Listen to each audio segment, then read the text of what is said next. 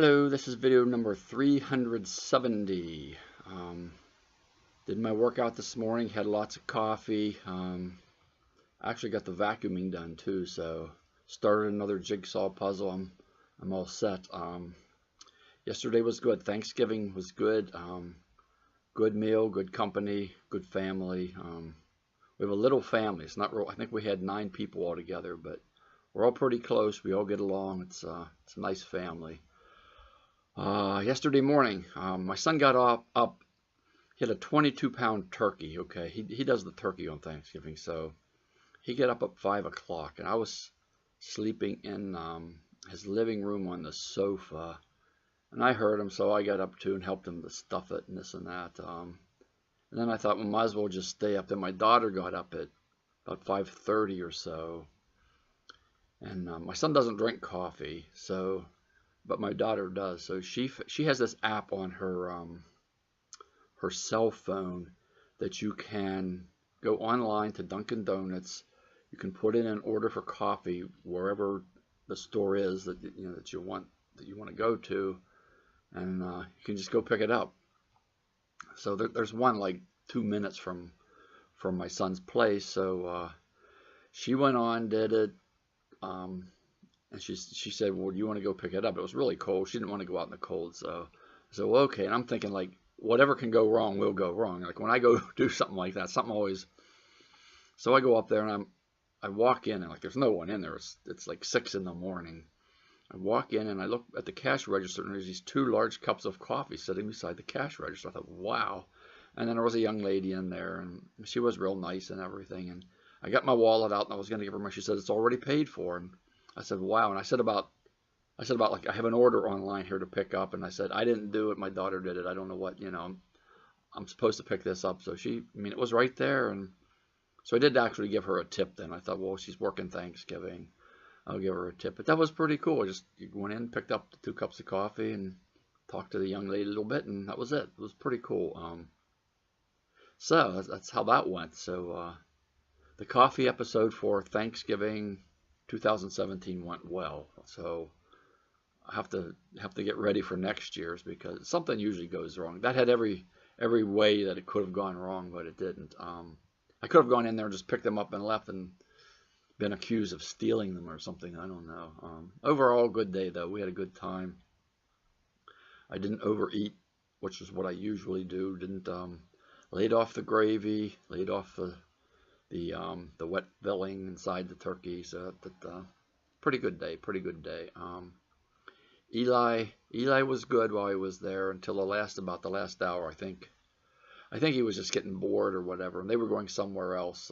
So they left, and then we got to relax a little more after he was gone. But he was pretty good. That's asking a lot. He's the only grandchild of the whole family, and that was asking a good bit. He did pretty good. He's coming over here in another 3 hours or so for a sleepover tonight, so that'll be good. Not sure what he'll want to do. You can never tell with him. I did learn something from my daughter about like his behavior. I told her, I said, it always seems like it's math class, and she said it's not because he can't do math, it's because he's always the first one done, and he's like really good at it. And so I'm not quite sure what, maybe if he helps, since he's done first, maybe if he helps the other kids with theirs, maybe that would give him some sort of feeling of, he likes to be the leader. Maybe that would help him to, be a helping leader or something. I don't know. Anyway, he's coming over here in a while, and it'll be fun. It's always fun when he comes over. Okay, I want to continue reading from the book here. I am hoping that this thing with the computer where it says, oops, your PC has just run into a problem, we have to restart, doesn't happen. That happened this morning, so I'm trying to get through the book here, and hopefully that won't happen. So I want to start here at chapter 11, page 206. And there's not much left in this chapter. I may go for chapter 12 too. We'll see how it goes here. Okay. And I should have gone another few paragraphs because there was a divide here in the chapter, but I didn't. Okay. In 2007, he had been concerned about his drinking, which was getting increasingly out of control. He went online and found Alcoholics Anonymous and only had to read the first chapter or two to know he had a serious drinking issue. He was sure he was an alcoholic. As time passed, and after many failed attempts, he finally quit drinking. The fierce anxiety of alcohol post-acute withdrawal syndrome, PAWS, began almost immediately, and although he did not know it at the time, the cruel anguish of benzodiazepine tolerance withdrawal was walking hand in hand with the alcohol pause. Lee was about to enter the two most heartless and desolate years of his life. When Lee quit drinking, the getting through benzodiazepine withdrawal began. Even though he did not know exactly what had caused his sudden nosedive into the mental torment, something inside him had begun to take steps to try to get out of the pit of relentless, all-consuming anxiety. The survival instinct which everyone possesses had kicked in automatically. Lee got up from his seat. That was saying what happened before. Now this is back. I'm sitting in the living room thinking back on these things. Okay, now Lee got up from his seat on the total gym, holding onto the towel around his neck, and shook his head in a kind of confused disbelief. How did that happen? How did I make it through that? He said in a voice that was inaudible even to himself. He had spent the last 45 minutes working out, all the while contemplating his views of experts in psychiatry, misdiagnosis and treatment, and addiction, dependence, and withdrawal. Now it was time to determine how he got out of the mess he had gotten himself into starting in 1997.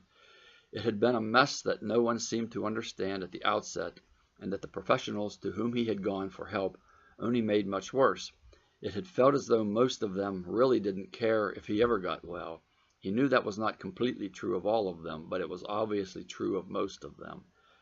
It had been a frustrating job trying to help one person after another. It had to be a frustrating job trying to help one person after another with mental and emotional difficulties, especially in a system that didn't seem to work properly and appeared to be designed for failure. Many of the professionals he had met on his journey had appeared tired and worn down. Even though he had been extremely ill himself, his eyes could still see, his ears could hear, and his spirit could discern. Something in his brain had recorded the whole experience and was now playing the tape back. It was much easier to make sense of it now that he was well. Lee nodded. Later today. For now he would continue with the tasks of his day while pondering the answer to his last question. He would marvel at his good fortune to have made it to this happy, joyous, and free place after spending so much time in a prison of mental desolation and despair.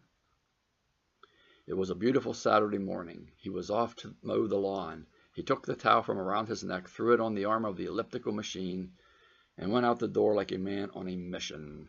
Okay, that's the end of chapter 11, which was just basically thinking about like the mental health care system and what I had been through and where they made the mistakes and what was so wrong with it. And back when I started getting well, I had all of this energy, like, okay, we're gonna resolve this problem, and hasn't been that easy, really, at all.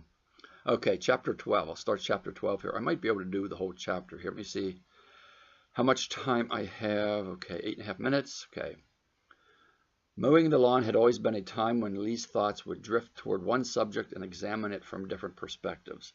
He suspected that it had something to do with the mindlessness of the act of mowing, as well as the deafening noise of the mower. The combination seemed to produce a stimulated calmness in him. Thoughts would always burst through his mind like fireworks, and Lee would consider them one at a time, knowing that he would miss some that had simultaneously appeared. But he was certain he would have an opportunity to reflect on them with subsequent bursts.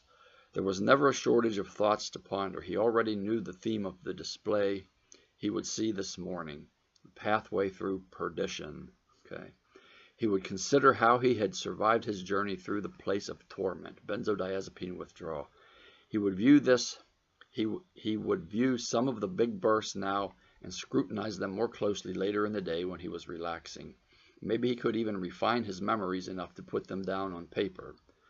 For the next 50 minutes, Lee simply let the fireworks happen. He thought back to the beginning of what were essentially the two most gruesome parts of his 14-year trek.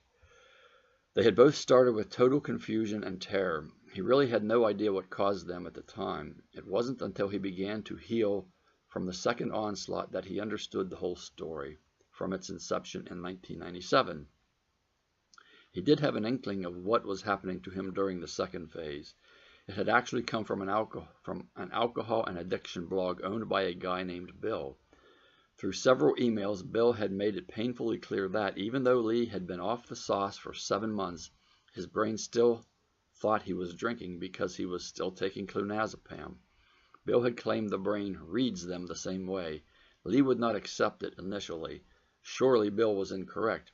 It did not make sense to Lee, and he had tried to rationalize how clonazepam should actually aid his withdrawal from alcohol instead of adding to it and prolonging it.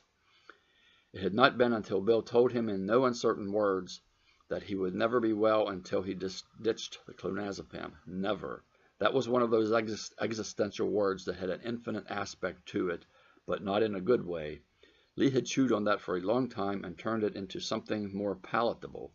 I will forever be well if I ditch the clonazepam. Okay, it was a little easier to appreciate in that light. Bill was almost always right. That had been irritating to Lee because he never agreed with Bill. Bill would always end his emails with "keep on keeping on." That was even more irritating. Lee was keeping on, and he felt like he was getting nowhere except deeper in a hole out of which he thought he would never be able to climb. Bill had withdrawn from booze and benzodiazepines many years earlier, so he knew what he was talking about. He had suffered and made it out alive and well. He told Lee he could too. However, okay, that's fair enough. That was good enough for Lee. He would give it a go. Acceptance, the first burst and the first step on Lee's road to recovery. It was part of the answer to how Lee had survived. He simply had to accept that he had to withdraw from the clonazepam. He knew it would be difficult. He knew it might take a long time. He didn't know what else he might encounter on his journey to wellness, but he knew the clonazepam had to go. It was a plan. There could be no turning back, no matter how brutal it might get. In hindsight, he could now say, "Thank you, Bill." One day, Lee would write a book about his experience and direct others to Bill's addiction website at whatmesober.com. It was the least Lee could do for one of the many who had played a part in saving his life. Perhaps others would also be saved if Lee mentioned the website in his writing.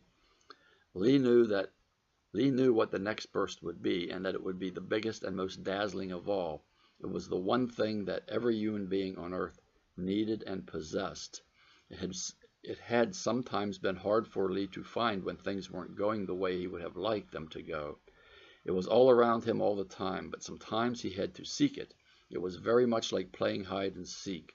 Sometimes he couldn't see or feel hope, but it would never leave. It was always hanging around somewhere, and there was an endless supply of it.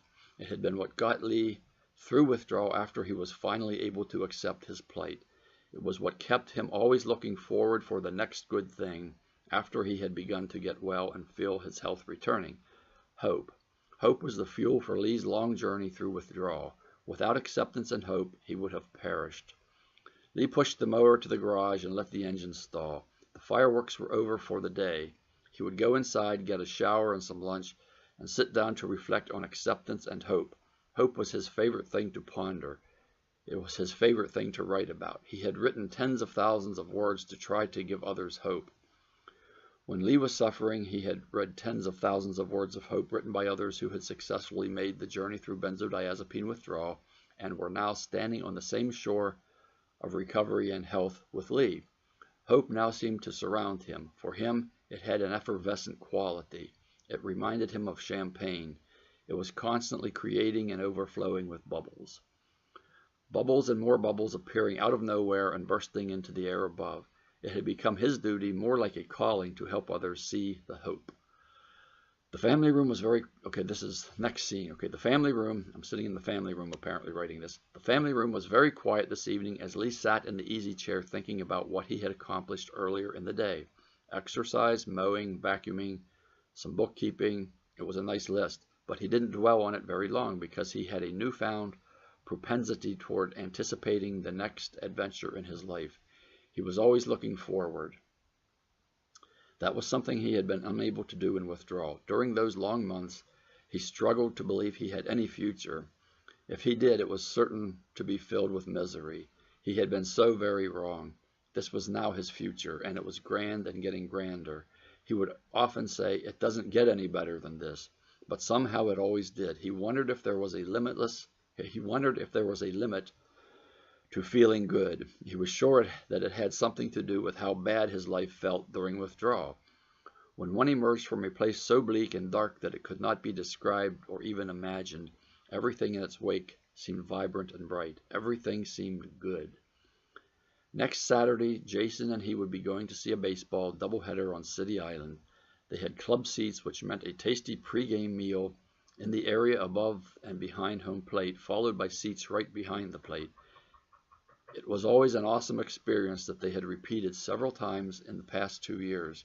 In the fall, they would be headed for a few home football games at Penn State and a bucket list trip to Ann Arbor to see Penn State play Michigan in the Big House. Then there would be Hershey Bears hockey in the late fall and winter until baseball season returned. It had become one endless cycle of carefree good times enjoyed with a friend. Jason and Lee had met 7 years earlier in a small group class at the church. Lee had been struggling with alcoholism and asked for prayer. He wanted desperately to quit but could find no success in doing so. It was during those classes that Lee learned Jason was a recovering alcoholic who hadn't had a drink in nearly 20 years. They immediately formed a bond. They spoke the same language of addiction and the pain that addiction spawns. Jason had become a huge source of hope for Lee once he had finally quit drinking and had gone into pause and benzodiazepine withdrawal. About 2 weeks after Lee had quit drinking, the anxiety of withdrawal surrounded and consumed him. In desperation, he had called Jason for help. He needed someone who would understand his plight and tell him he would be okay. Jason had come over right away, but brought no comfort with him. He read Lee the riot act and asked him if he was serious about quitting the booze. If not, Jason said he was not going to waste his time watching Lee kill himself. It had not been what Lee wanted to hear and not what he had expected. He wanted the kind words of an easier, softer way. Didn't Jason see him shaking? It was the same type of approach that Bill would later use with Lee regarding the clonazepam. What was it with these old recovered alcoholics anyway? Didn't they have any tact and diplomacy? What about compassion? In hindsight, Lee could now see that both men were overflowing with compassion. They knew where Lee would end up if he did not ditch the booze and benzodiazepines. They wanted to make sure he understood the consequences and how to avoid them. It had been their way of getting Lee to own his dilemma, to accept where he was and to go forward by pushing through instead of trying to go around. Lee would always be grateful to these two men. They had shown him that there was no hope of getting through addiction and its withdrawal without first accepting the addiction and withdrawal, accepting one's circumstances and moving forward regardless of how those circumstances had come about. It was life-saving wisdom. In the past 2 years, Lee had talked with many people who were in the midst of withdrawal from benzodiazepines. One of the first things he would try to get across to each one was the need to accept his or her current plight. That did not mean one had to like where he or she was. He certainly didn't like the 2-year suffering of his withdrawal, but he had had no choice. His past had gotten him to the threshold of withdrawal, so there was no going back there. In his agony, he could see no future that could possibly be bearable. In withdrawal, he detested the present, the moment-to-moment anguish in which he found himself. There was only one direction to take. He had to go through withdrawal. There was no way to circumvent the problem and the pain. It was the proverbial rock and hard place. Lee recalled the seemingly infinite hopelessness of having no way out other than ending his own life. He had almost taken that route, but something inside him, he could and would get through somehow. But something inside told him he could and would get through somehow. A tiny hidden spark of hope remaining deep within him had been uncovered. Whenever Lee thought about acceptance, it often triggered memories of the people he had met in the past 2 years who simply could not accept their difficult circumstance and its suffering. There was one woman in particular with whom he had talked many times on Sunday evenings. She had taken alprazolam for a minor sleep difficulty. She had become addicted or physically dependent and discontinued the alprazolam. As Lee recalled, she had taught psychology in a small college and could not forgive herself for becoming dependent on alprazolam. Even though she had seemed to rebound to a healthy state after a few hours of conversation, she had always been pulled back into the clutches of non-acceptance the next time she called Lee. Sadly, she had committed suicide 2 years ago. Lee had thought about her often and wondered if her failure to accept her situation was linked to the failure of others in her family to accept her struggle. She had been extremely ill, and she could do nothing to hasten the process of healing. She had to wait it out, just as every person in benzodiazepine withdrawal was forced to do. Lee had talked with members of her family, and as was very often the case, they had suggested things she needed to do to free herself from the extreme depression and fear of benzodiazepine withdrawal. She had shared that there had been perceived threats of divorce and forced admission into a mental institution. There was the typical buck up and pull yourself up by the bootstraps advice. Of course, she had been urged to take some other psychiatric drug because everyone believed she had a real mental disorder. Lee had been the recipient of similar advice to help him make himself well, but it had all been baseless and useless. In fact, it had only made his condition worse.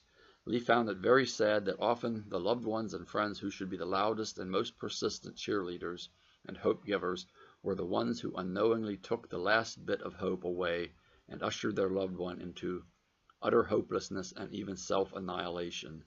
He understood the frustration of caregivers. He had been in that place many years ago with Ruth.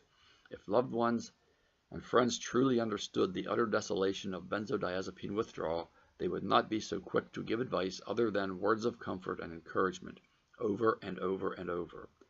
Lee sat in his chair for a few moments and reflected on that young woman who had taken her own life. There was a day when he could not understand or accept how a person could be so distraught and completely devoid of hope to commit suicide. How could life be so bad that one would want to kill himself or herself? Now Lee understood. He had been in that place.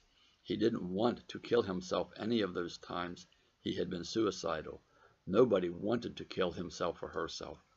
Everyone wanted to live. Lee wanted to live, but he felt like he could not live in that state. He had been surrounded by and infused with pure misery and hopelessness. He could not bear the thought of such an existence. He could see no future. He had felt no hope. Though he hadn't felt hope, it was there all along. It was hope that kept him from taking his life that Saturday morning when he had been moments away from ending it. 2 words, call Jane. That was all it took, just a little hope. It was all that was needed to survive, just enough to keep going from one more moment and refuse to give up. Lee knew it had been hope that got him through withdrawal. It was what got everyone through. When hope died, the will to survive died with it. Hope had to be kept alive, even if it was only an ember. After all, huge fires can start with little, from tiny embers. As Lee sat in his big, cushy chair, he knew that he had no choice in the matter. He had to get the laptop out and start to record his reflections on how he made it from a place of nearly utter hopelessness to this place of peace and joy and a life overflowing with hope. Lee was well. Sometimes he would forget how gruesomely ill he had been during his withdrawal and how wellness had once seemed to be a total impossibility. His ailing brain had not allowed him to feel hope. It had lied to him at every point and at every moment he was awake that wellness was not an outcome he would experience. It was reserved for others, not him. He had felt that he was that one person who would not heal. He would never have a life worth living again. Yet there had been a spark of hope hiding from view at the beginning of his journey. It had come from somewhere within his being. It was just enough hope to help him seek more hope. In some ways it was like that first drink that always led to the next drink and many more. But the outcome of taking that first taste of hope was much different. Instead of ending in death and destruction, it never ended at all. The hope just kept growing and encouraging and blossoming to make more and more hope. It hadn't stopped growing until it filled Lee's life with health and wellness, happiness, joy, and freedom. Still, it did not stop. Hope kept going and finding the best things of life, things Lee had never imagined for his life. Okay, hold on here a minute. Let me see what time I have.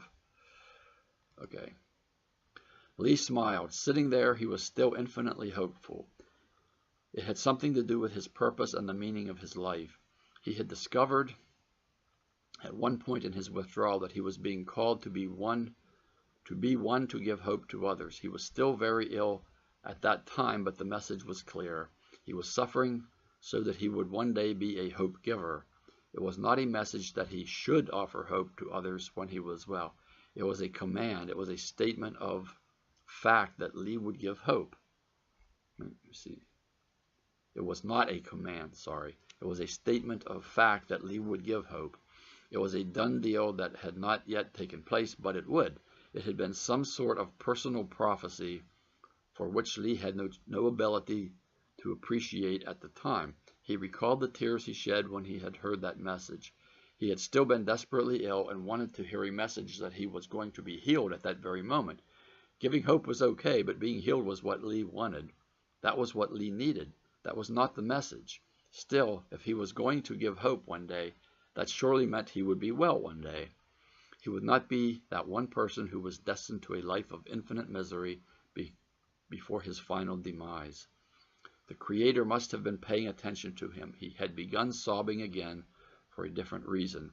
The tears had a calming effect and momentarily released him from the mental and emotional bondage he had been experiencing for what seemed like his entire life on earth. He now sat and stared at the window as he remembered that day. This was the time for the content of that message to be at least partially fulfilled. Lee had become an expert in hope, not in spite of his suffering through benzodiazepine withdrawal, but because of it. He had to share how he survived, how he made it to this amazing place in his existence. He had to write about it. He had to give hope. Okay, and that's the end of chapter 12. Okay, I'm at 27 minutes. Okay, yeah, the hope thing. And here I am. I'll never forget the two messages at church. And it was like that still small voice. There's a verse in the Bible. I think it was when one of the prophets, it had something to do with one of the miracles, and one of the prophets that God spoke.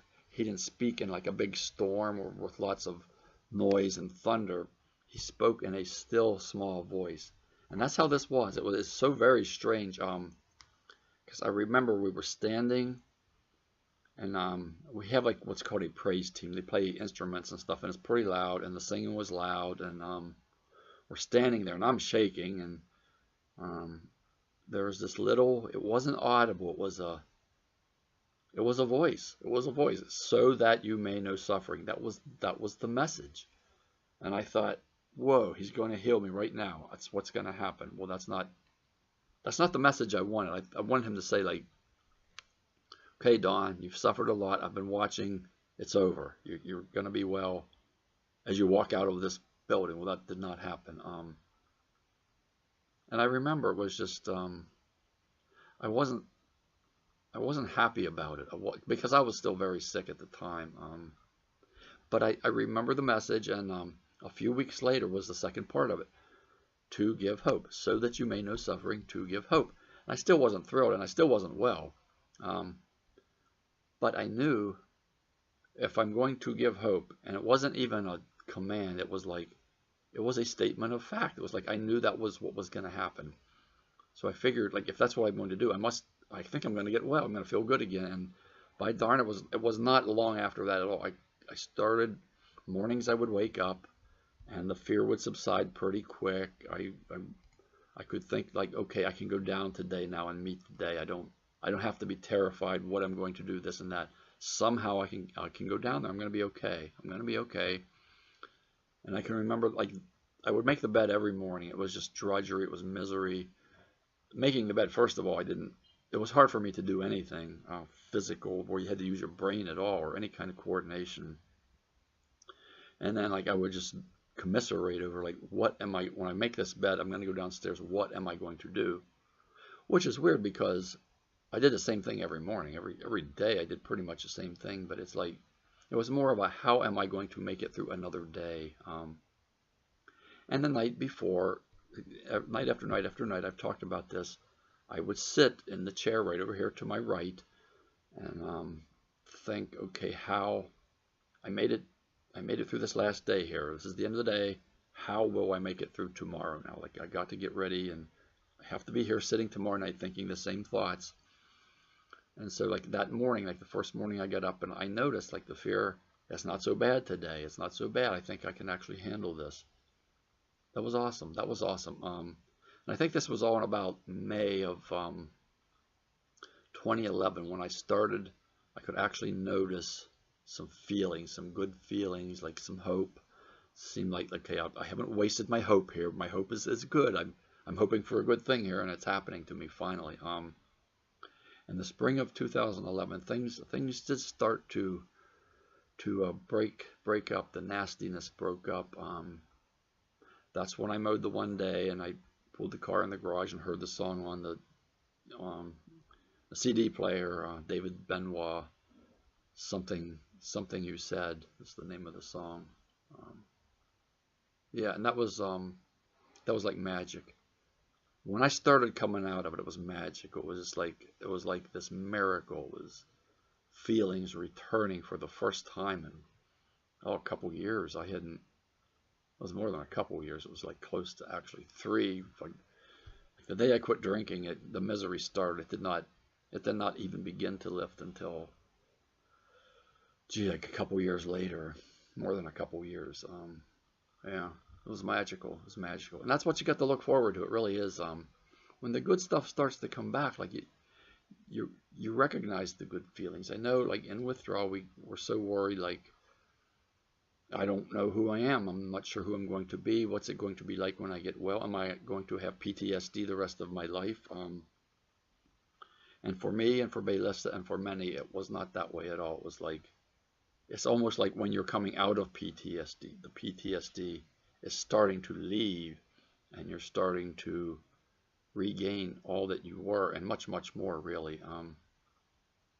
When I got those 2 messages at church, and then a few weeks after that, I did start actually to feel better.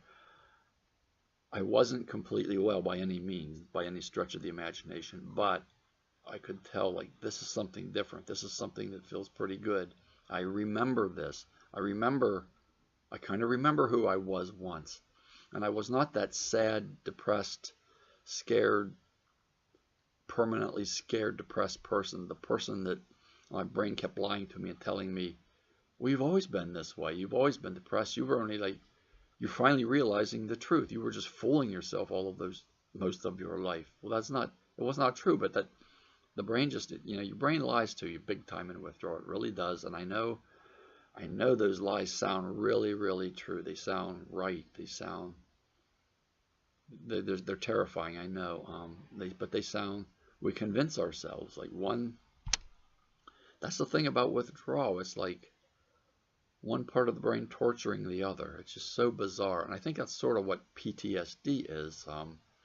The whole fight or flight thing and the anxiety and all of that stuff. Like, I think the akathisia probably goes with it. It's all like one part of your nervous system scaring the other. It's like your nervous system has been fooled into, like, there's a threat here of some sort caused by the drugs. I have to do something. The brain's saying this to itself. I have to do something.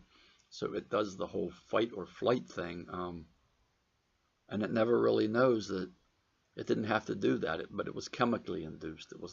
It's not that, like some violent thing occurred, that you experienced some violent thing and went into PTSD or anything. I think it's chemically induced, really, and it thinks it's being threatened. It thinks there's harm, and so it goes into this fight or flight. And you feel like in withdrawal, we feel like we have to run. We feel like we have to get away, but we can't, because this was chemically induced. It's in there. It's in there. You can't. It's like your brain doesn't know how to like exorcise itself from this injury. And then the whole theory that I have too about like PTSD and like it doesn't have the genetic blueprint, or it doesn't have the blueprint to get itself out of this, because it thinks it actually did the right thing. So it's stuck in this PTSD thing, and it doesn't know how to snap its fingers and get back out. I think there is a way to snap the fingers and get back out, and that's what I'm working on, like reading this book, which I still have like 90 some pages to go. I didn't get to read yesterday. I ate all that turkey and then came home and I was pretty tired. But I am going to get through it. I am going to get through it, and I'm going to sit down. I'm going to write a bunch of questions, lots of ideas to present to people, and I think we'll go from there. It's going to be. I will be surprised and shocked if like the answer is found in this way, but in a way I won't be surprised and shocked because I think it's a branch of medicine that has been completely overlooked by much of the world. I think it has great merit. But anyway, what was I going for here? So your brain thinks it did something correct. It thinks it's protecting itself when in fact it's stuck in this loop that doesn't know how to get out of. So it knows it's in a loop, and so what it does is, it has to do other things instead of just directly saying, okay, I'm ending this thing that I did to myself. I'm ending that now. It doesn't, because it thinks it did the right thing. But part of the brain knows it didn't, so it has to rewire and do this other kind of thing to make things better. And I think that's why it takes so very, very long. It's almost like when a computer, well, that's not a good analogy. On a computer, like when your computer gets into one of those loops and it just keeps doing the same thing over and over and over, and you almost have to reboot it or something to get it out of it. It's something like that. It's something like that. Anyway, I'm at 36.5 minutes here. Let me see. Okay, I hope you all had a good Thanksgiving. I know it's hard. The holidays are hard. I know that. Thanksgiving, I remember 2 of the Thanksgivings I did when I was so very sick. Somehow I got through them. Somehow I did. They were horrible. They were absolutely horrendous. 2009 Thanksgiving, 2010. 2011, I started feeling like, okay, things are actually looking up here. I can tell I am going to be okay because I was at Eli's birthday party was about a month before that, and I knew I'm going to be well. I'm getting well, I can tell. But 2009, 2010 were horrible, horrible holiday seasons. Thanksgiving was awful. Yeah, I remember some of the specific things that, occurred on Thanksgiving Day and during the holidays, and just bad. But I got through it. I mean, I look back now and say, like, wow, I got through that. I made it through. And you will too. I mean, it does happen. I know it feels impossible. If you have felt up to this point that there's been no improvement, and you get into this mindset, it's over. Like, I've lost myself. I'm this other person. I have a mental disorder. This is permanent. I'm never going to be well. I know that's how it feels. I know it does. I know it as well as anybody knows it, believe me. But you do get out of it. It does. You can't, and your brain's saying, like, well, what can I do? And it's constantly looking for a solution. And it will find a solution, and through the rewiring, I think. But eventually it does. But you can't. It's not something you can read like step A, B, C, D. It does not have that. I think it has to do things almost randomly. It's like trial and error. It tries things trial and error randomly. And I think sometimes it tries something that's not so good, and that might create, a rubbing of symptoms or give you new symptoms. Or sometimes it'll try something like, yeah, that worked pretty good, and you get a window, but then it keeps trying other things too to improve, and then you start getting some symptoms again. It's crazy. It's anybody's guess exactly what's going on. No one seems to know, even though you read a lot of things in the forums that, like, people say, well, this is the way that it is, and they cite, papers and different other experts with opinions, but those really are all opinions. There's very little actual science, like where they observe specific things in an objective way. A lot of it is opinions, very subjective. A lot of you talk to neuroscientists and neurologists and different people who have expert opinions, and they say, well, something like that can never happen. And a lot of them will say, no, withdrawal cannot possibly last that long. It cannot be that bad. So just knowing that, like, well, their opinion's not sacred because obviously they're wrong, even though they think they're right.